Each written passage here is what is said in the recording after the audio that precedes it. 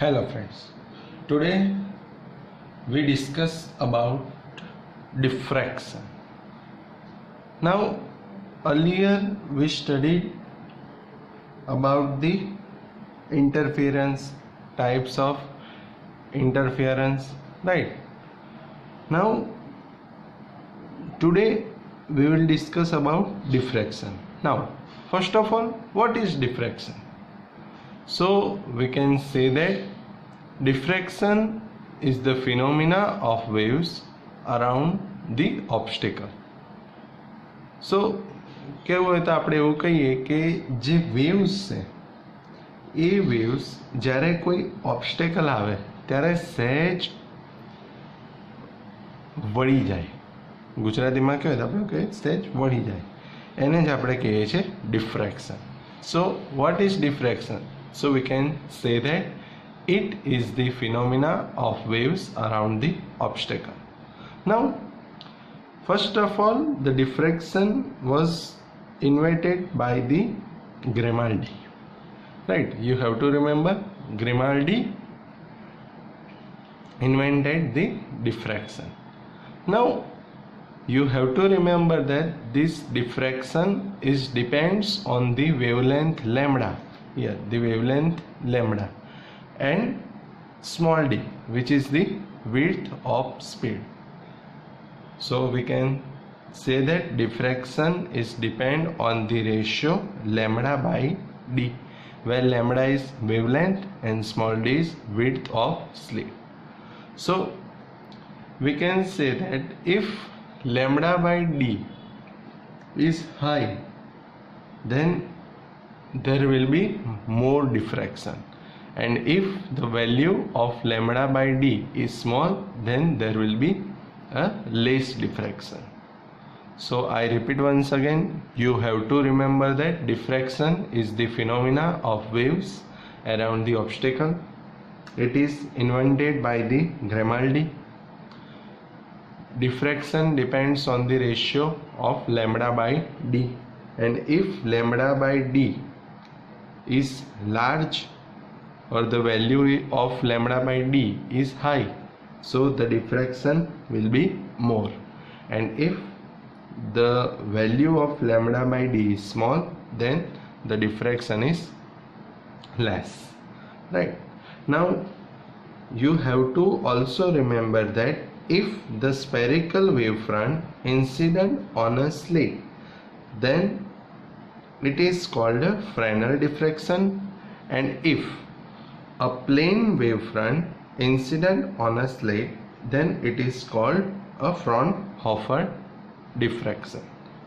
So you have to remember that if spherical wavefront incident, then Fresnel, and if plane wavefront, then Fraunhofer diffraction, right? So here you can see that if lambda by d is large, then diffraction will be more, and if lambda by d is small, then diffraction will be less. See, if the spherical wavefront incident on a slit, then it is called a Fresnel diffraction, and if plane wavefront incident on a slit, then it is called a Fraunhofer diffraction, right? Now હવે તમને એક વસ્તુ ખબર હશે કે જ્યારે આપણા રૂમની કોઈ બી ડોર છે, એ રૂમના ડોરની એક સાઈડ કોઈ એક પર્સન છે અને ડોરની બીજી સાઈડ કોઈ બીજો પર્સન છે. હવે ડોર બંધ છે. હવે જ્યારે કોઈ એક પર્સન બોલે છે ત્યારે ડોરની અધર સાઈડવાળા પર્સનને પણ સંભળાય છે, રાઈટ? બટ જ્યારે ડોર બંધ હોય ત્યારે ડોરની એક સાઈડ રહેલો પર્સન બીજી સાઈડ રહેલા પર્સનને જોઈ શકતો નથી, રાઈટ? આઈ રિપીટ વન્સ અગેન કે જ્યારે ડોર બંધ હોય ત્યારે એવું વિચારો કે ડોરની એક સાઈડ એક પર્સન છે અને ડોરની બીજી સાઈડ એક પર્સન છે. હવે જ્યારે ડોરની એક સાઈડ પરનો પર્સન બોલે છે ત્યારે બીજી સાઈડ પરના પર્સનને સંભળાય છે, બટ એ જે પર્સન છે ડોરની એક સાઈડ અને બીજી સાઈડ, એ પર્સન એકબીજાને જોઈ શકતા નથી, પણ એકબીજાને સાંભળી શકે છે. આવું કેમ થાય છે? તો this is due to the diffraction. Because કે આપણે જ્યારે બોલીએ છીએ ત્યારે આપણી જે કન્વર્ઝેશનની ફ્રીક્વન્સી છે એ અરાઉન્ડ 100 to 400 હર્ટ્ઝ છે, રાઈટ. એટલે વેવલેન્થ અરાઉન્ડ 1 મીટર જેટલી થાય, રાઈટ. તો 1 મીટર જેટલી વેવલેન્થ છે એટલે લેમ્ડાની વેલ્યુ 1. સપોઝ હું એવું કહું કે એ જે ડોર છે એ ડોરની વિડ્થ છે એ 1 મીટર છે, તો 1/1 1. સો જે લેમ્ડા બાય ડીનો રેશિયો છે એ વધારે છે. બીજી બાજુ કે જ્યારે આપણે એકબીજાને જોવા હોય તો એના માટેની વિઝિબલ વેવલેન્થ છે 6 × 10⁻⁻7 મીટર. અને આ કન્ડિશનમાં સેમ આપણે વિડ્થ જો 1 મીટર લઈએ તો પણ રેશિયો કેટલા આવશે? 6 × 10⁻⁷. હવે આ રેશિયો કેવો છે? એકદમ લેસ, રાઈટ. તો હું એવું કહી શકું કે આપણે જોવો હોય ત્યારે વિઝિબલ લાઇટ જે છે, વિઝિબલ લાઇટ એ વિઝિબલ લાઇટની વેવલેન્થ છે 6 × 10⁻⁷ મીટર એન્ડ સ્મોલ ડી છે 1 મીટર. તો રેશિયો થશે લેમ્ડા બાય ડી, તો 6 × 10⁻⁷ જેટલો થાય છે. હવે આ રેશિયો જો લેમ્ડા બાય ડી 6 × 10⁻⁷, આ કોનો? Visible light. અને બીજી બાજુ આપણે વાત કરીએ સાઉન્ડની, તો સાઉન્ડ માટેની વેવલેન્થ કેટલી છે? Around 1 metre and slit distance 1 metre. તો જો આપણે રેશિયોની વાત કરીએ તો રેશિયો કેટલો થશે? તો લેમ્ડા બાય ડી 1/1 1. હવે કમ્પેર કરો તો વિઝિબલ લાઇટ જે છે એ વિઝિબલ લાઇટ માટે રેશિયો છે 6 × 10⁻⁷ અને સાઉન્ડ વેવ્સ માટે લેમ્ડા બાય ડી 1. તો અહીંયા આપણે આગળ ડિસ્કસ કર્યું કે if lambda by D is more then diffraction will be more, and if lambda by d is small then diffraction will be small. So here the value of lambda by d for visible light is 6 × 10⁻⁷. So the value of lambda by d is very small, so the diffraction will be less, right? And for sound the value of lambda by d is 1, so the diffraction will be more. So we can able to hear the conversation between two persons, but we cannot able to see it, right? Or persons cannot able to see each other because the diffraction of visible light is less and the diffraction of sound waves is more, right? So you have to remember these things.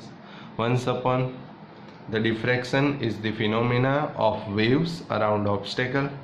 Then the diffraction is depend on the ratio of lambda by d. If lambda by d is more, then diffraction will be more. Lambda by d is less, then diffraction is less, right? If there will be a spherical wavefront, then it is known as Fresnel, and if there will be a plane wavefront, then it is known as the Fraunhofer diffraction. And again, the ratio of lambda by d for visible light is less as compared to sound waves, so the diffraction of sound waves is more as compared to visible light, right? Okay, now we move forward to our next topic, explain diffraction by a single slit. Okay, now see here, diffraction by a single slit. Now friends, you can soon in figure that here at point S we put a monochromatic light source, right? And here we placed a convex lens because we know that if we want to create a plane wavefront, then we have to use the convex lens, right? So here this is the convex lens. Here we put a monochromatic light source.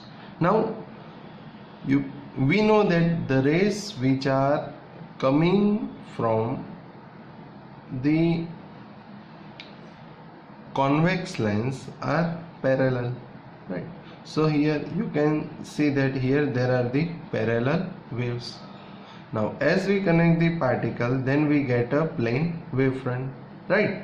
So this plane wavefront incident on this slit L M, right? So we can write that as shown in figure, the monochromatic light source at a center of convex lens. The waves coming out of the convex lens are parallel to each other, and we get a plane wavefront that occurs or incident on a slit L N, right? So now we already discussed about the Huygens principle.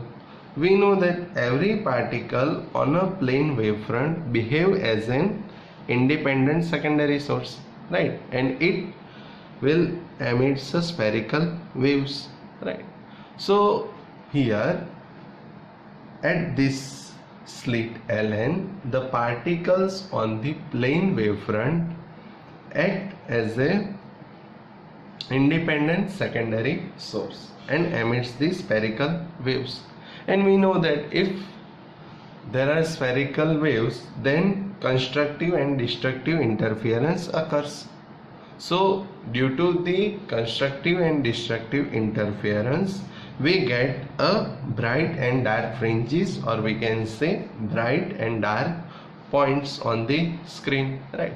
So here you can see that, friends, here this is the convex lens, here we put source S. The waves are parallel to each other. As we join this, then we get a plane wavefront. Then the particle on the plane wavefront act as an independent source. Then we get a spherical wavefront. And we know that if there are spherical wavefronts, then constructive and destructive interference occurs.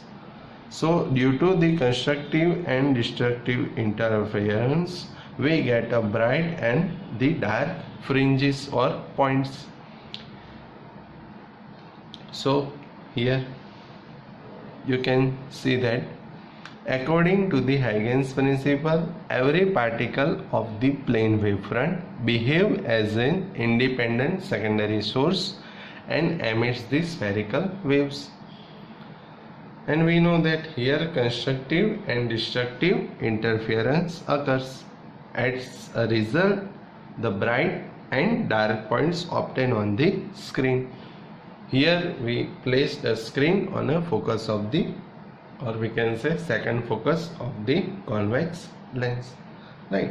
Now see here, friends, this is the slit Ln. Here we assume that the slit Ln has a distance a here. So here Ln is equals to a, right? Now here this is the point O.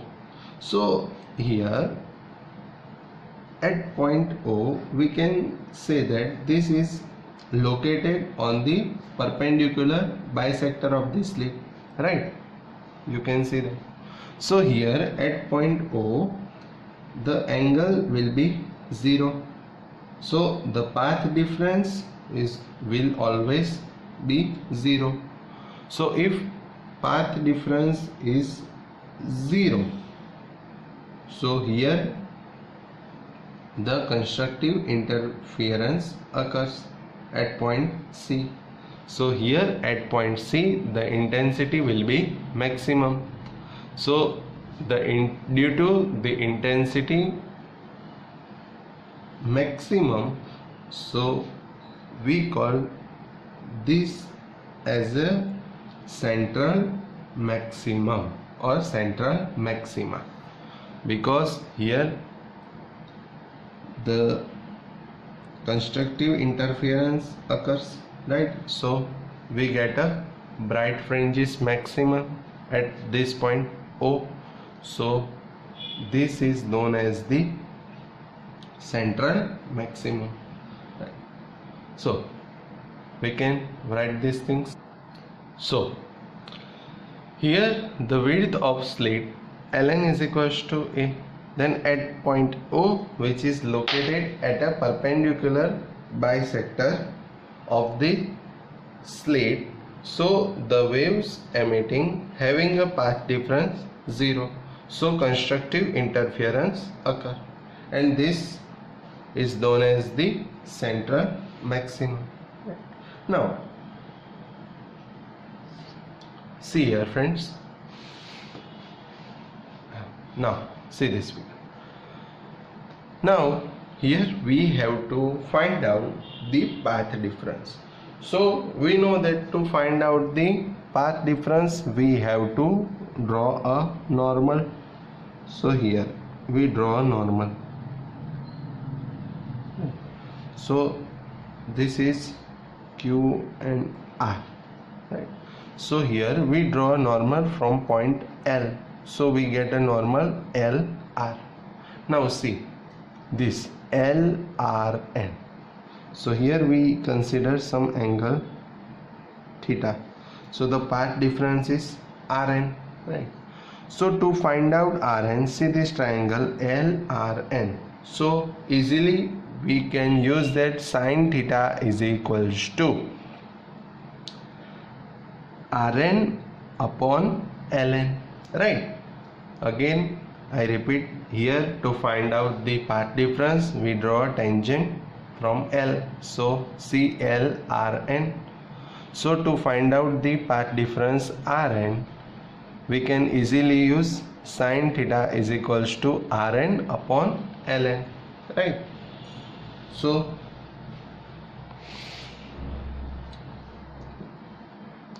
from the figure we can write that sin theta is equals to Rn upon Ln, right? So path difference Rn is equals to Ln sin theta. So Rn is equals to, we know that Ln is A sin theta.